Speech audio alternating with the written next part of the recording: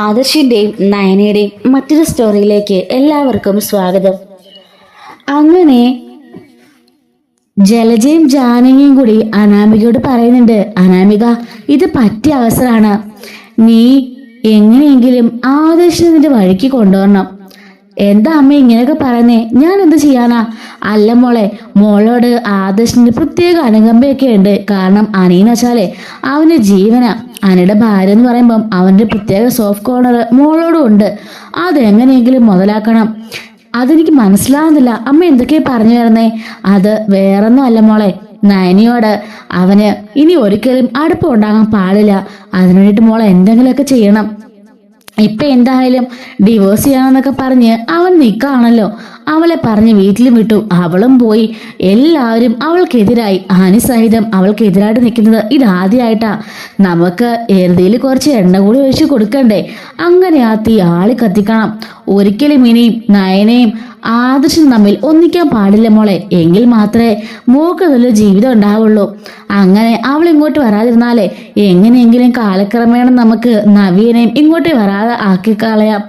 ഈ നയനുള്ളത് കൊണ്ടാ നവി ഇത്രയും കാര്യം ഇവിടെ പിടിച്ചിരുന്നത്. അതുപോലെ തന്നെ നന്ദോന് പിന്നെ ഇങ്ങോട്ടേക്ക് വരാനും ഒന്നിനും പറ്റില്ല. അങ്ങനെയൊക്കെ നോക്കുമ്പോൾ അവൾമാരെ മൂന്നുപേരും അകറ്റി നിർത്തി തന്നെ മോളുടെ ജീവിതം സുരക്ഷിതമാകും. പിന്നെ നമ്മളായിരിക്കും ഇവിടെ എല്ലാ കാര്യങ്ങളും തീരുമാനിക്കുന്നതെന്നൊക്കെ അനാമികയോട് ജാനകിയും ജലജയും പറഞ്ഞു കൊടുക്കാണ്. അതിനിപ്പോ ഞാൻ എന്താ ചെയ്യണ്ടേ? അതോ മോള് എന്തെങ്കിലുമൊക്കെ തെളിവുണ്ടെന്നൊക്കെ പറഞ്ഞിട്ടേ നയനെ കുറിച്ച് എല്ലാ കഥകളൊക്കെ ഉണ്ടാക്കി പറഞ്ഞു കൊടുക്കണം. ജാനകി പറയുന്നുണ്ട്. അല്ല ജാനകി, സോറി, ജലജ പറയുന്നുണ്ട്, ജാനകി എനിക്കൊരു സംശയം. അന്നേ ആദർശും നയനയും കൂടി ഹോസ്പിറ്റലിലേക്ക് പോയല്ലോ. ഇനി ഇവളറിയാതെ കാണാം ഇവൻ ഹോസ്പിറ്റലിലേക്ക് പോയോ ഈ വിഷുവിന്റെ സമയത്ത്? അപ്പോഴെങ്ങാണം ഇവക്ക് കുട്ടികളുണ്ടാവുന്നതിനൊക്കെ അറിഞ്ഞിട്ടേ പാരമ്പര്യം നിലനിർത്താൻ പറ്റില്ലെന്ന് അറിഞ്ഞിട്ട് അവളെ ഉപേക്ഷിച്ചതെങ്ങാണം ആയിരിക്കോ? അങ്ങനെയൊന്നും ആയിരിക്കില്ല ജലജെ. അതിലൊരിക്കലും അച്ഛനമ്മയൊന്നും സമ്മതിക്കില്ല. നിനക്കറിയാലോ, അവർക്കും അറിയാൻ കാര്യങ്ങളൊക്കെ. പക്ഷെ അവർ മറച്ചു വെക്കുന്നതാ. അങ്ങനൊന്നും ഒരിക്കലും ആദർശ് അവളെ കൈയൊഴിയില്ല.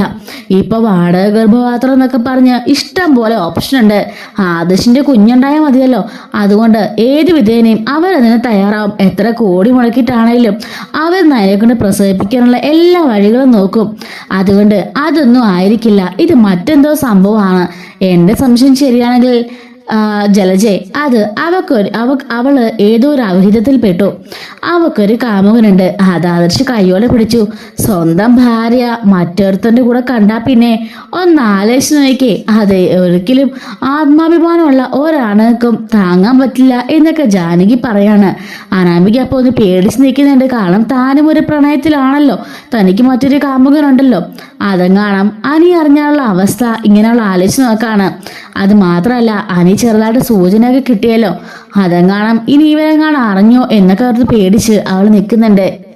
ജാനകി പറയുന്നുണ്ട്, മോളൊന്നും കൊണ്ടും പേടിക്കണ്ട മോളെ. നയന ഇങ്ങനെയാണ് അങ്ങനെയാണെന്നൊക്കെ പറഞ്ഞിട്ട് നമുക്ക് കുറെ ഫേക്ക് ഫോട്ടോസ് ഒക്കെ ഉണ്ടാക്കാം. എന്നിട്ട് അതൊക്കെ കൊണ്ട് നമുക്ക് ആദർശിനെ കാണിക്കാം എന്ന് പറയുന്നുണ്ട്. ഫേക്ക് ഫോട്ടോസോ? അതേ മോളെ, പണ്ടേ ഈ അഭിയുണ്ടല്ലോ, നവ്യനെ ഇല്ലാതാക്കാൻ വേണ്ടിയിട്ട് നവ്യയും അവളുടെ പഴയൊരു കാമുകനുണ്ട്, അവൻ്റെ അങ്ങോട്ട് ഫോട്ടോ ഒക്കെ മോർഫ് ചെയ്ത് ഇവിടെ കൊണ്ടുവന്നിരുന്നു. രണ്ടുപേരും തമ്മിൽ അഫെയർ ആണെന്ന് തോന്നിക്കും വിധം അതുപോലെ കുറച്ച് ഫോട്ടോസ് നമുക്കും ഉണ്ടാക്കാം എന്ന് പറയുന്നുണ്ട്. അമ്മേ, ഇതങ്ങാടെ പിടിക്കപ്പെട്ടാലേ നമ്മുടെയൊക്കെ ചീട്ട് കീറും. ഇല്ല മോളെ, ഇത് മോളായിട്ട് കൊടുക്കണ്ട. മോളുടെ കയ്യിൽ ആരെ പോസ്റ്റ് വഴി കൊണ്ട് തന്നാണെന്നും ഈ ഫോട്ടോ വെളിയിൽ കിടന്നാണെന്നൊക്കെ പറഞ്ഞ് മോളോട് കൊടുത്താൽ മതി. എന്നിട്ടേ അത് മോളും കണ്ടിട്ടുണ്ട് എന്നൊക്കെ പറഞ്ഞ് ശരി വെക്കണം. അപ്പൊ പിന്നെ ആദർശൊന്നും പറയാൻ സാധിക്കില്ലല്ലോ എന്നൊക്കെ ജാനകി അനാമിക പറഞ്ഞു കൊടുക്കുന്നുണ്ട്. അനാമിക പറയുന്നുണ്ട്, ഞാനൊന്ന് ട്രൈ ചെയ്ത് നോക്കട്ടെ, വർക്കാവോന്ന് അറിയില്ല. വർക്കാവും മോളൊന്ന് ചെന്ന് നോക്ക് എന്ന് പറയുന്നുണ്ട് കേട്ടോ. അങ്ങനെ ഇവർ മൂന്നുപേരും കൂടി ഫോട്ടോ ഒക്കെ മോർഫ് ചെയ്ത് എല്ലാം റെഡിയാക്കുന്നുണ്ട്. ആദർശ് ഹാളില് ഓഫീസിലെ വർക്കൊക്കെ ചെയ്തുകൊണ്ടിരിക്കുകയായിരിക്കും. അങ്ങോട്ടേക്ക് അനാമിക ചെല്ലുന്നുണ്ട്. അനാമികയെ കണ്ടപാടെ ആദർശ് ചോദിക്കുന്നുണ്ട്, എന്താ അനാമിക, എന്തെങ്കിലും പറയാനുണ്ടോ? അത് പിന്നെ ആദർശിട്ടാ, ഞാൻ ആദർശന്റെ സ്വന്തം അനിയത്തിയെ പോലല്ലേ? ആദർശ് പറയുന്നുണ്ട്, അതെനിക്ക് അങ്ങനെ തന്നെയാ. പക്ഷെ തനിക്കാണല്ലോ എന്റെ അനിയെ സ്നേഹിക്കാൻ സാധിക്കാത്തത്. സ്നേഹിച്ചാലേ ചങ്കം പറിച്ചു തരുന്ന ഒരു പാവത്താണ് എന്റെ അനിയൻ. പക്ഷെ നിനക്കതൊന്നും അറിയില്ലല്ലോ. നിനക്കപ്പോഴും വാശിയും വൈരാഗ്യം മാത്രമല്ലേ ഉള്ളൂ നന്ദുവിനോട്. അതിനനുസരിച്ച് അവൻ നമ്മൾ തമ്മിൽ അടുത്തോണ്ടിരിക്കുക. അത് നീ മനസ്സിലാക്കുന്നില്ലല്ലോ എന്നൊക്കെ പറയുമ്പം അതൊക്കെ ഞാനിപ്പോ മനസ്സിലാക്കുന്നുണ്ട് ആദിശേട്ടാ. ഞാൻ വന്നത് മറ്റൊരു കാര്യം പറയാനാ. എന്താ അനാമിക, കാര്യം പറ. എന്താ ഈ ഫോട്ടോ കണ്ടോ? ഈ ഫോട്ടോ ഞാനിപ്പോ ഗേറ്റിങ്ങിലേക്ക് ചെന്നപ്പോ അവിടെ കിടന്നതാ. അവിടുന്ന് നമ്മുടെ വാച്ച്മാനെ വിളിച്ച് പറഞ്ഞത് ഒരു ഫോട്ടോയും കവറും കിടപ്പുണ്ടെന്ന്. അങ്ങനെ ഞാൻ എടുത്തു നോക്കിയപ്പോ ഞാൻ ഞെട്ടിപ്പോയി ആദിശേട്ടാ. ആദിശേട്ടന്റെ ഭാര്യയുടെ സ്വഭാവം ഇത്രയ്ക്ക് ചീപ്പാണെന്ന് ഞാൻ അറിഞ്ഞില്ല എന്ന് പറയുന്നുണ്ട്. ആദർശ് അനാമികയുടെ കയ്യിൽ നിന്നും ആ ഫോട്ടോ വാങ്ങിച്ച് നോക്കുമ്പോഴേക്കും നയനയും മറ്റൊരു പയ്യനുമായിട്ട് മോർഫ് ചെയ്തിട്ടുള്ള കുറെ ഫോട്ടോസ് ആയിരിക്കും. വളരെ വൾഗറായിട്ട് തന്നെ ഫോട്ടോസൊക്കെ എഡിറ്റ് വെച്ചിരിക്കുകയാണ്. ആദർശ് ചോദിക്കുന്നുണ്ട് ഇത് എവിടെ നിന്ന് കിട്ടിയെന്നാ പറഞ്ഞേ. അതാ ആദർശോട്ട് ഞാൻ പറഞ്ഞത്. വാച്ച്മാൻ വിളിച്ചിട്ട് പറയാണ് ദാ അവിടെ കുറച്ച് ഫോട്ടോസ് കിടക്കുന്നെന്ന്. അങ്ങനെയാണ് ഞാൻ ചെന്ന് നോക്കിയത്. ഞാൻ എന്തായാലും ഇത് മറ്റാരെയും കാണിച്ചിട്ടില്ല. മറ്റാരെയും കാണിച്ച് അവരെ വിഷമിപ്പിക്കണ്ടല്ലോ. ഒരു സീൻ ക്രിയേറ്റ് ചെയ്ത് എന്തിനാ നയനച്ചി വെറുതെ നാണം കെടുത്തുന്നേ.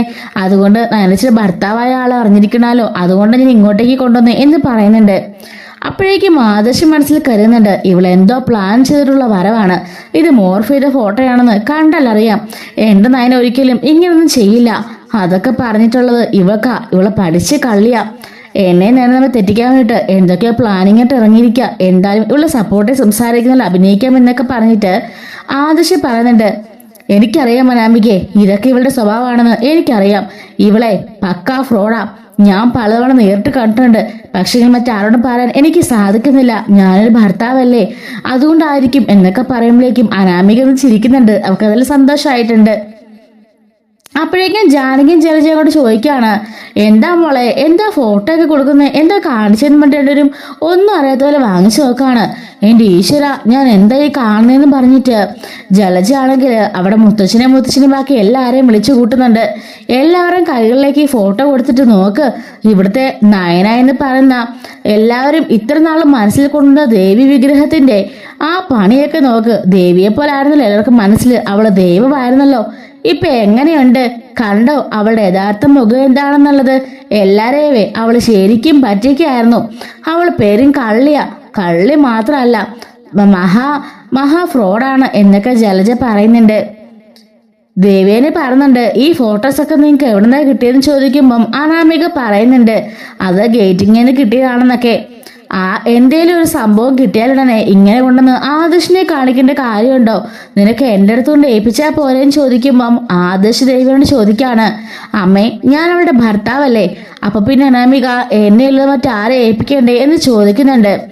അനാമിക പറയുന്നുണ്ട് ഞാനിവിടെ ആരോടും പറയാത്തൊരു രഹസ്യം കൂടിയുണ്ട്.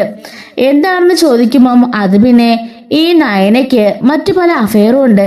ഞാനത് നേരിട്ട് കണ്ടിട്ടുണ്ടെന്ന് പറയുമ്പോഴേക്കും എനിക്ക് നല്ല ദേഷ്യം വരുന്നുണ്ട്. അത് പറയാൻ നിനക്ക് എന്ത് യോഗ്യതയാണ് ഉള്ളത്? നിന്റെ അഫെയറും നിന്റെ കറക്കമൊക്കെ ഞാൻ കാണുന്നുണ്ട്. അനാമിക പറയാണ് ഞാനേ ഫ്രണ്ട്സിന്റെ കൂടെയാണ് കറങ്ങുന്നത്. അതുപോലെ തന്നെ നീ നിന്റെ ഫ്രണ്ടിന്റെ കൂടെ ഒക്കെ കറങ്ങി നടക്കാറുണ്ടല്ലോ. അതുപോലെ തന്നെ എനിക്കും ബോയ് ഫ്രണ്ട്സ് ഉണ്ട്. ഞാനും അവരുടെ കറങ്ങി നടക്കാറും ബീച്ചിൽ പോവാറും പാർക്കിൽ പോവാറും അവരോട് ഐസ്ക്രീം കഴിക്കാറൊക്കെ ഉണ്ട്. അതൊന്നും ഈ കാലത്തുള്ള തെറ്റൊന്നുമല്ല ആനി. നമ്മുടെ കയ്യിലൊരു കൺട്രോൾ ഉണ്ടായാൽ മതി. പക്ഷെ നിനക്കതില്ലല്ലോ എന്ന് പറയുമ്പോഴേക്കും ആനി ഇങ്ങനെ പറയാൻ തുടങ്ങുമ്പോഴേക്കും ആദർശ് കണ്ണടച്ച് കാണിക്കുന്നുണ്ട്. അതുകൊണ്ട് തന്നെ ആനി ഇന്ന് മിണ്ടാതെ നിൽക്കാണ്. അനാമിക പറയുന്നുണ്ട് ആദർശേട്ടാ, ഞാൻ പറഞ്ഞത് സത്യമാണ്. പല സ്ഥലങ്ങളിലും വെച്ച് ഞാനവരെ കാണാൻ പാടില്ലാത്ത രീതിയിൽ കണ്ടിട്ടുണ്ട്, പല ആണുങ്ങളുടെയും കൂടെ. ഞാനൊന്നും പിന്നെ പറയാഞ്ഞത് ഈ വീടിനൊരു നാണക്കേട് ഉണ്ടാവാതിരിക്കാൻ വേണ്ടിട്ടാ. ആദർശേട്ടൻ പിന്നെ ഇപ്പം എല്ലാം അറിഞ്ഞല്ലോ, അതുകൊണ്ട് മാത്രമാണ് ഞാൻ ഇതൊക്കെ പറയുന്നത് എന്ന് പറയുന്നുണ്ട്. അപ്പോഴേക്കും ദേവ്യാനിൽ നിന്ന് അനാമികയുടെ അലറി വിളിക്കുന്നുണ്ട് അനാമികെ, നീ എന്തൊക്കെയാ പറഞ്ഞത്? നയന ഒരിക്കലും അങ്ങനൊന്നും ചെയ്യില്ല. ജാനകി ചോദിക്കാണ് ഏടത്തിക്ക് എന്താ പറ്റിയത്? ഏടത്തിന് മരുമകളെ കുറിച്ച് ഞാൻ പറഞ്ഞത്. പണ്ട് ഏടത്തിക്കായിരുന്നല്ലോ അവളെ കുറിച്ച് പറഞ്ഞ ഉത്സാഹം, പിന്നെ ഇപ്പൊ എന്ത് പറ്റി? അപ്പോഴേക്കും ദേവ്യാനി പറയുന്നുണ്ട് ജാനകി, നീ വെറുതെ ആവശ്യമില്ലാത്ത കാര്യങ്ങൾ കയറി ഇടപെടാൻ നിൽക്കരുത്, എറുതിയിൽ എണ്ണയടിക്കാൻ നിൽക്കരുത്. അവനും നയനും തമ്മിൽ ഇപ്പൊ തെറ്റിപ്പിടുന്ന അവസ്ഥയിൽ നിൽക്കുകയാണ്. ഏത് നിമിഷവും ഡിവോഴ്സ് ചെയ്യുന്ന അവസ്ഥയിലാണ് അവർ നിൽക്കുന്നത്. ഈ സമയത്ത് അവർ തമ്മിൽ ഒന്നിപ്പിക്കാനല്ലേ ശ്രമിക്കേണ്ടത്. കാരണം നമ്മുടെ കുടുംബത്തിൽ ഇന്നേ വരെ ഒരു ഡിവോഴ്സ് നടന്നിട്ടില്ല. അതുകൊണ്ട് തന്നെ ഇനി ഒരിക്കലും നടക്കാനും പാടില്ല. നയന അവളുടെ ഭാഗത്ത് ഇങ്ങനെ ഒരു വീഴ്ച ഉണ്ടാവുമെന്ന് ഞാൻ ഒരിക്കലും വിശ്വസിക്കുന്നില്ല എന്ന് ദേവേനി പറയുമ്പം ആദർശ് ചോദിക്കാണ്, അതെന്താ അമ്മ അങ്ങനെ പറഞ്ഞത്? അത് പിന്നെ ഇത്രയും കാലമുള്ള അവളുടെ ഇടപെടൽ വെച്ച് നമുക്ക് അറിയാൻ സാധിക്കുന്നതാണല്ലോ. ജാനകി പറയുന്നുണ്ട്, ചേച്ചി അതല്ല അവളുടെ പോയി മുഖം, അവയ്ക്ക് ഉള്ളിൽ മറ്റൊരു മുഖമുണ്ട്, ആരും ഒന്നും അറിഞ്ഞിട്ടില്ലെന്ന് മാത്രം. അത് പിന്നെ ജാനകി, നമുക്കൊരാളെ അങ്ങനെ കണ്ണടച്ച് പറയാൻ പറ്റുമോ? ഇല്ല ഏട്ടത്തി, ഞാൻ പറഞ്ഞത് സത്യം തന്നെയാ. അവളെ പക്കാ ഫ്രോഡാ, നമ്മളെ എല്ലാവരെയും അവൾ പറ്റിക്കാം. അങ്ങനെ പറയുമ്പോഴേക്കും നമ്മുടെ ദേവയാനിക്ക് ഒന്നും മിണ്ടാത്ത അവസ്ഥയിൽ നിൽക്കുകയാണ്. അവളെ സപ്പോർട്ട് പിടിക്കാനും വയ്യ, പിടിക്കാതിരിക്കാനും വയ്യാത്തൊരവസ്ഥയിൽ ആകെപ്പാടെ വീർപ്പ് മുട്ടി നിൽക്കുകയാണ് നമ്മുടെ ദേവയാനി. ഇത് കണ്ട് ആദർശ് സന്തോഷമാവുന്നുണ്ട്. ആദർശ് ശരിക്കും നമ്മുടെ ദേവയാനിയെ കൊണ്ട് സത്യം പറയിപ്പിക്കാൻ വേണ്ടി കാണിക്കുന്ന അഭിനയമാണല്ലോ ഇതെല്ലാം. അങ്ങനെ അനാമിക പറയുന്നുണ്ട്, ദാ ഇത് മാത്രമല്ല, ഇവരെ കുറിച്ച് പല മോശം കാര്യങ്ങളും പബ്ലിക്കിൽ പറയുന്നുണ്ട്. ഇവരെ അത്രയ്ക്ക് വൃത്തികെട്ടവളാ എന്നൊക്കെ പറഞ്ഞ നയനെ കുറിച്ച് പറയാൻ പറ്റാത്ത ഭാഷയില് കുറെ കാര്യങ്ങൾ പറയുമ്പോഴേക്കും നിർത്തടി എന്ന് പറയുന്നുണ്ട് ആദർശ്. ഇത് കേട്ടെല്ലാവരും ഞെട്ടി നിൽക്കുകയാണ്. അനാമികയും ഒന്ന് ഷോക്കാവുന്നുണ്ട്. ആദർശേട്ടാ, ഞാൻ മതിയടി, നിർത്തടി നിന്റെ അഹങ്കാരം. എവിടം വരെ നീ പോകുന്നറിയാനിട്ടെ ഞാൻ മനഃപൂർവ്വം നിന്ന് കേൾക്കുമായിരുന്നു എല്ലാം. നീ ആരാടി എന്റെ നയനെ കുറിച്ച് പറയാൻ എന്ന് ചോദിക്കുമ്പോഴേക്കായിരിക്കും നമ്മുടെ ദേവേനിക്ക് സന്തോഷമാവുന്നത്. ഇത്രയും നേരം ആദർശെല്ലാം വിശ്വസിച്ച പോലെ ആയിരുന്നല്ലോ ദേവേനി മനസ്സിലാക്കിയിരുന്നത്. ആദർശ് പറഞ്ഞിട്ടുണ്ട്, എന്റെ ഭാര്യയെ കുറിച്ച് പറയാൻ നിനക്ക് എന്താടി അവകാശം? അവൾ ആരാണെന്നും അവളുടെ സ്വഭാവം എന്താണെന്നേ മറ്റാരെക്കാളും നാട്ട് എനിക്കറിയാം. നീ കൂടുതലിനെ പഠിപ്പിക്കാനൊന്നും വരണ്ട. അപ്പോഴേക്കും ആദർശേട്ടാ, ഞാൻ വേണ്ട ഒന്നും മിണ്ടണെന്നാ പറഞ്ഞത്. മതിയടി, നിന്റെ എല്ലാ കള്ളത്തരങ്ങളും അറിയാവുന്ന ഒരാളാ ഞാനും. നിന്റെ എല്ലാ അടവുകളെ ഞാൻ പിടിച്ചിട്ടുണ്ട്. അനി, നീ അത് പ്ലേ ചെയ്യടാ എന്ന് പറയുന്നുണ്ട്. അപ്പോഴായിരിക്കും പാർക്കിൽ വെച്ച് മറ്റൊരുത്തനോട് കൊഞ്ചി കൊഴുന്നതും അവന്റെ മടിയിൽ കിടക്കുന്നതിനെക്കാട്ടുള്ള വീഡിയോസൊക്കെ അനി പ്ലേ ചെയ്യുന്നത്. ഇത് കണ്ട് എല്ലാവരും ഷോക്കായി നിൽക്കുകയാണ്. ജാനകി സഹിതം അത് കണ്ട അമ്പയർ നിൽക്കുന്നുണ്ട്. അത് ചോദിക്കാണ്, അല്ല ഇതിനെക്കുറിച്ച് നിനക്ക് എന്തെങ്കിലും പറയാനുണ്ടോ? പറയാനുണ്ടോന്ന്? നിനക്ക് എന്ത് യോഗ്യതയുള്ളത് എന്റെ നയനെ കുറിച്ച് പറയാനേ? അവളെ പത്രമായിട്ട് തങ്ങം തന്നെയാ. ഒരിക്കലും ഞാനല്ല മറ്റൊരു പുരുഷന്റെ മുഖത്തേക്ക് പോലും അവള് നോക്കില്ല. നിന്നെ പോലെ അഴിഞ്ഞാണ്ട് നടക്കല്ല അവള്. അവളുടെ അച്ഛനമ്മയെ അവളെ അങ്ങനല്ല വളർത്തിയത്.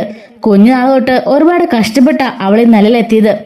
എന്റെ കല്യാണത്തിന് പോലും അവൾ എന്നെ പറ്റിച്ചു വന്നെന്നാണല്ലോ നിങ്ങളെല്ലാരും പറഞ്ഞത്. പക്ഷെ മണ്ഡപത്തിൽ വെച്ച് ഞാൻ താലി കെട്ടുന്നതിന് മുന്നേ തന്നെ അവള് പറഞ്ഞു അവള് പറ്റിച്ചു വന്നതാണെന്ന്. അങ്ങനെ പറഞ്ഞ് ആ കല്യാണത്തിന് പിന്മാറാൻ അവൾ നോക്കിയതുമാണ്. പക്ഷെ അവസാന നിമിഷം മുത്തശ്ശൻ കാരണമാണ് ഞങ്ങൾ വിവാഹം കഴിച്ചത്. അതിപ്പോ ഒരു നല്ല കാര്യമാണെന്നാ ഞാൻ കരുതുന്നത്. എന്റെ നായനെ ഞാനും നമ്മൾ പിണക്കം ഉണ്ടായിട്ടുണ്ടായിരിക്കും. പക്ഷെ അതൊക്കെ വേറെ കാര്യം. ഞങ്ങളിനി പിണങ്ങി പിരിഞ്ഞാലും ഡിവോഴ്സ് ആയാലും ശരി, നയനെ കുറിച്ച് ആരും ഒരു വാക്കൊരു മോശം പറഞ്ഞത് എനിക്കിഷ്ടമില്ല. അവൾ ഒരിക്കലും അങ്ങനെ മോശം പ്രവൃത്തി ചെയ്യുകയുമില്ല. ഇനി മേലാൽ നയനെ കുറിച്ച് ഇങ്ങനെ അപവാദം പറഞ്ഞ് നടന്നാലുണ്ടല്ലോ എന്നും പറഞ്ഞിട്ട് ഈ ഫോട്ടോസ് എല്ലാം ദേവിയുടെ കയ്യിൽ ആദർശ് കൊടുത്ത് പറഞ്ഞിട്ടുണ്ട്, അമ്മേ ഇതൊക്കെ കത്തിച്ചു കളാം. പിന്നെ എവിടെ കൊണ്ടാണോ ഇതൊക്കെ നിങ്ങൾ മോർഫ് ചെയ്തത് അവിടുന്ന് കംപ്ലീറ്റ് ഡേറ്റായും നിങ്ങൾ കളഞ്ഞിരിക്കണം. ഇതിന്റെ ഒരു അംശമെങ്കിലും എവിടെയെങ്കിലും ഉണ്ടെന്ന് ഞാൻ അറിഞ്ഞാണ്ടല്ലോ കത്തിക്കല്ലാത്തിന് ഞാൻ എന്നും പറഞ്ഞിട്ട് ആദർശ് ദേഷ്യപ്പെട്ട് കയറി പോകുന്നുണ്ട്. ആദർശിനെ ഈ ഭാവമാറ്റം കണ്ട് ആകെപ്പാട് ഞെട്ടിവരച്ച് നിൽക്കുകയാണ് ജാനകിയും ജലജയും അനാമികയും. അവർ ചെയ്ത പണി 8 നില പൊട്ടിന്ന് മാത്രമല്ല, തീർച്ചയായും അവൾക്കിട്ട് നല്ല പണിയും കിട്ടിയല്ലോ. അങ്ങനെ ഈ വീഡിയോസ് കണ്ട് മുത്തശ്ശനും മുത്തശ്ശിയെ കാണാൻ കുറെ ചീത്ത പറയുന്നുണ്ട്. നയനമളെ കുറിച്ച് പറയാൻ വന്നിരിക്കുന്നു. നാണം കിട്ടവൾ, നിനക്ക് എന്ത് അർഹതയാണ് ഉള്ളത്? ദാ നോക്ക് നിന്റെ അഴിഞ്ഞാട്ടം എന്താണെന്ന്. നയനമോളെ ഇന്നവരെ ആരും അങ്ങനെ ഒരു വാക്കുകൊണ്ട് പോലും പറഞ്ഞിട്ടില്ല. ആദർശം എന്തെങ്കിലും പ്രശ്നമുണ്ടെങ്കിലേ അവർ തമ്മിൽ തീർത്തോളും. കൂടുതൽ തന്നെ ഇടയിൽ കൂടെ കയറി അതിനിടയ്ക്ക് പാരവഴി നോക്കണ്ട, മനസ്സിലായോ എന്ന് പറഞ്ഞ മുത്തശ്ശനകത്തേക്ക് കയറി പോകുന്നുണ്ട്. ദേവേനി പറഞ്ഞിട്ടുണ്ട്, ഞാൻ അപ്പോഴേ പറഞ്ഞ ജാനകി എന്തിനാ വെറുതെ ആവശ്യത്തിന് പണിക്കൊക്കെ നിൽക്കുന്നത്? അനാമിക മോളെ ഇനിയെങ്കിലും സൂക്ഷിച്ചാല് മോക്ക് കൊള്ളാം. അനീനെ മോളെ എങ്ങനെയെങ്കിലും സ്നേഹിക്കാൻ ശ്രമിക്കണം, അല്ലാതെ ഇമാതിരി പണി കാണിച്ച് നടക്കരുത് കേട്ടോ എന്നും പറഞ്ഞിട്ട് ദേവേനി കയറി പോവാണ്. ആകെപ്പാടും നാണം കിട്ട അവസ്ഥയില് ജലജയും ജാനകിയും അനാമികയും അവിടെ നിൽക്കുന്നുണ്ട് കേട്ടോ. അപ്പോഴേക്കും ജാനകി അനാമികയോട് ചോദിക്കുന്നുണ്ട്, മോളെ ഞാൻ എന്തൊക്കെയാ കാണുന്നേ? ഇതിൽ നിങ്ങൾ സത്യമുണ്ടോ? അയ്യോ ഇല്ലമ്മേ, ഒരു സത്യവും ഇല്ല. ഇതൊക്കെ ആരോ ഉണ്ടാക്കിയ വീഡിയോസാ എന്നൊക്കെ പറയുന്നുണ്ട്.